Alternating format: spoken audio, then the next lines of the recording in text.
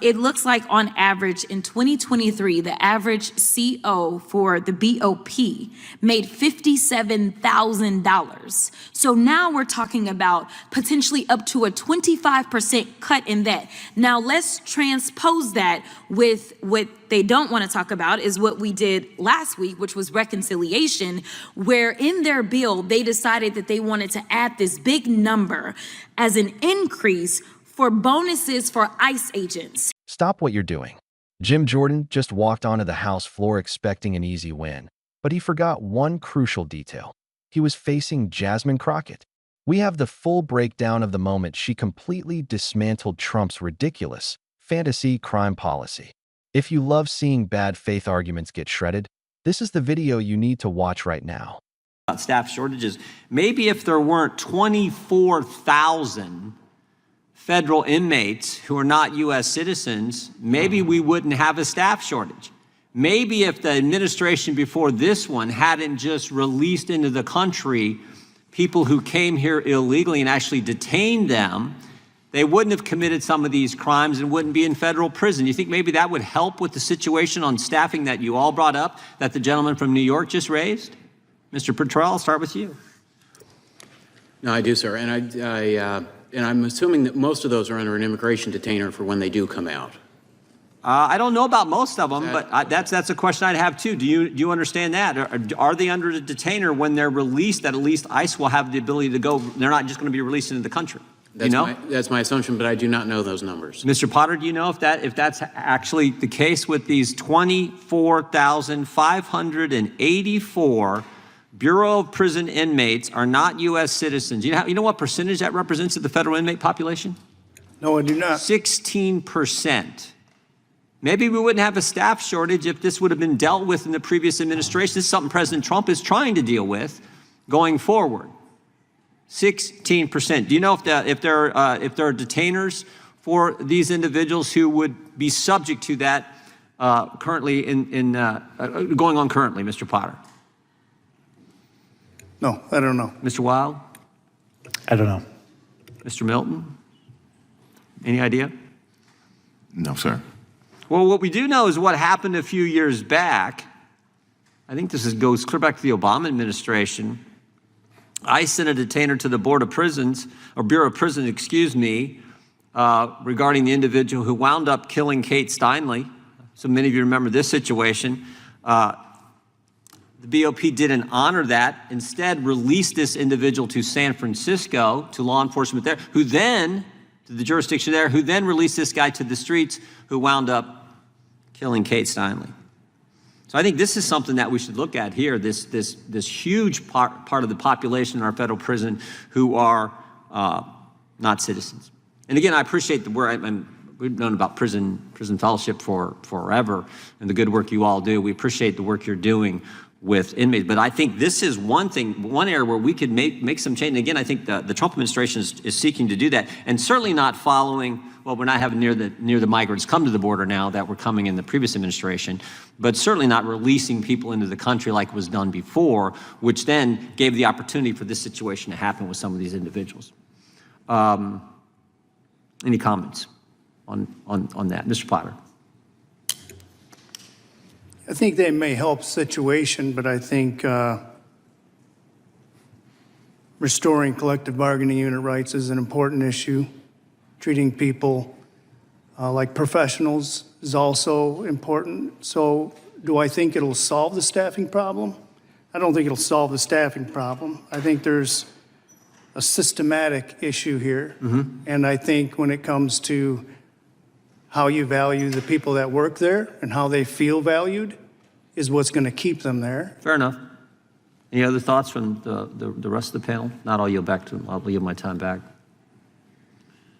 I'll yield my remaining time to the chair. Thank you, Mr. Chairman. I now recognize Ms. Crockett. Thank you so much, Mr. Chair. Okay, I don't really know where to begin. We've got a lot of ground to cover in about 5 minutes, so let's go. I've got 3 statements that I want to know if you agree or disagree with, and I want to just go down the row. Yes or no? Does cutting pay typically assist in recruiting a workforce? Yes or no? No.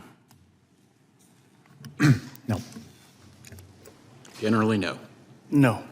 Thank you. It sounds like a low IQ implementation to me. So let's go to the next one. Does poor working conditions assist with recruitment? Yes or no? No. No. No. No. Sounds like another low IQ implementation to me. And finally, I'm going to start with Mr. Potter because I don't know how this is going to go. Does union busting help with recruitment? No. I know nothing about unions whatsoever. I'm Okay. sorry. I don't know anything about unions either. Okay. No. Okay, so again, another low IQ implementation. I just want to be clear that the American people should know that these are all Trump 2.0 policies. So when we say that he's failed, let me tell you, we got receipts, and those are some of the receipts. So when we start talking about this pay, I think that we've talked about the fact that there was a 25%, up to a 25% cut in recruitment bonuses or retention bonuses, but I want to make sure that people understand the numbers. I want y'all to know what the numbers are. What that translated to was bonuses of approximately $44,000 for each ICE agent. So we're talking about ICE agents getting an additional $44,000 per person, while on average, when we talk about our COs at the BOP only making $57,000 and talking about cutting up to 25% of that. That is why we're outraged. That is why we say that this is a joke, because you can't sit here and continuously underfund an agency and then expect it to overperform. So let's talk about the underfunding.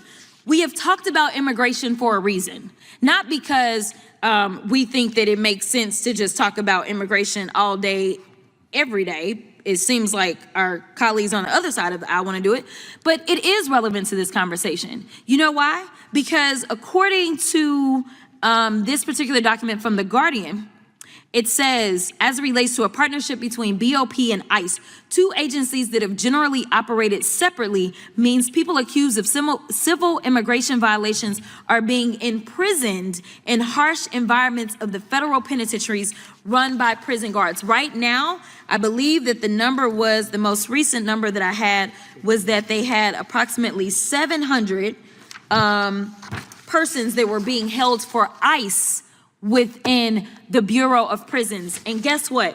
Do you think they gave the BOP any extra dollars to be able to take care of those folks? They didn't. I'll help you.